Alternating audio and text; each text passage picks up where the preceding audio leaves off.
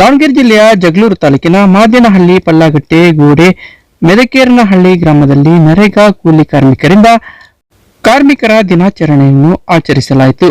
ಇನ್ನು ಕಾರ್ಮಿಕರ ದಿನಾಚರಣೆ ಹಿನ್ನೆಲೆ ದಿನ ಬಳಕೆ ಮಾಡುವ ಪರಿಕರಗಳನ್ನಿಟ್ಟು ಪೂಜೆ ಸಲ್ಲಿಸಿ ನಂತರ ಕೇಕ್ ಕತ್ತರಿಸುವ ಮೂಲಕ ಕಾರ್ಮಿಕರು ಸಂಭ್ರಮಿಸಿದರು.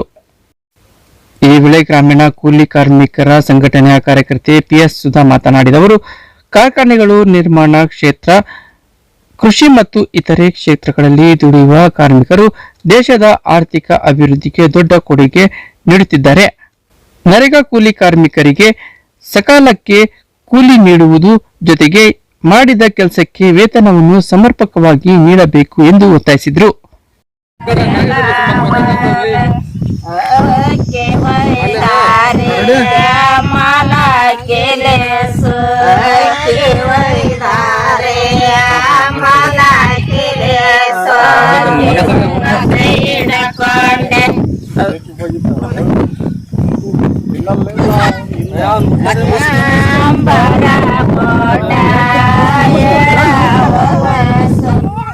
ದುಡಿಲಿಕ್ಕೆ ಒಳ್ಳೆ ಉದ್ಯೋಗ ಆಗಿದೆ ನಮ್ಗೆ.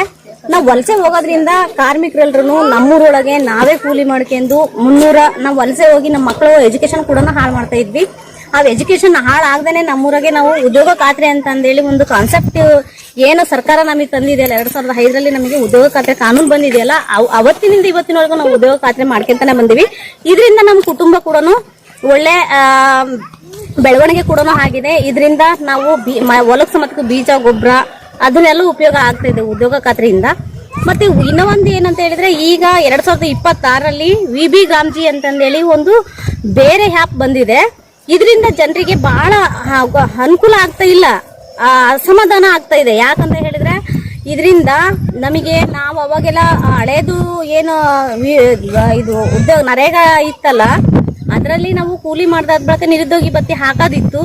ಇದರಲ್ಲಿ ವಿಬಿ ರಾಮ್ಜಿದ್ರಾಗೆ ನಮ್ಗೆ ಅವಕಾಶ ಇಲ್ಲ. ಇದರಿಂದ ಜನರಿಗೆ ಬಹಳ ಸಮಸ್ಯೆ ಆಗ್ತಿದೆ. ಮತ್ತೆ ಇದರಿಂದ ನಾವು ವಲಸೆ ಹೋಗೋ ಪರಿಸ್ಥಿತಿ ಕೂಡ ಮುಂದಿನ ದಿನಗಳಲ್ಲಿ ಬರ್ಬೋದು. ಇದರಿಂದ ಜನರಿಗೂ ಕೂಡ ಬಹಳ ಸಮಸ್ಯೆ ಆಗ್ತಿದೆ. ಇದನ್ನ ದಯಮಾಡಿ ವಿಬಿ ರಾಮ್ಜಿ ಇದು ನಿಲ್ಲಿಸಬೇಕಂತಂದೇಳಿ ನಾನು ಸರ್ಕಾರಕ್ಕೆ ಒತ್ತಡ ಮಾಡ್ತಾ ಇದೀನಿ. ಈ ಸಂದರ್ಭದಲ್ಲಿ ಕೂಲಿ ಕಾರ್ಮಿಕರಾದ ಗೀತಾ, ಪರಶುರಾಮಪ್ಪ, ನೀಲಮ್ಮ, ಭಾಗ್ಯಮ್ಮ, ಶೋಭಾ, ರೇಣುಕಮ್ಮ, ಗಜೇಂದ್ರ, ನಿರ್ಮಲಮ್ಮ, ಗೌರಮ್ಮ, ರೇಣುಕಾ ಸಿದ್ದಪ್ಪ, ದುರ್ಗಮ್ಮ, ಉಚ್ಚಂಗಮ್ಮ ಸೇರಿದಂತೆ ಮುಂತಾದವರಿದ್ದರು.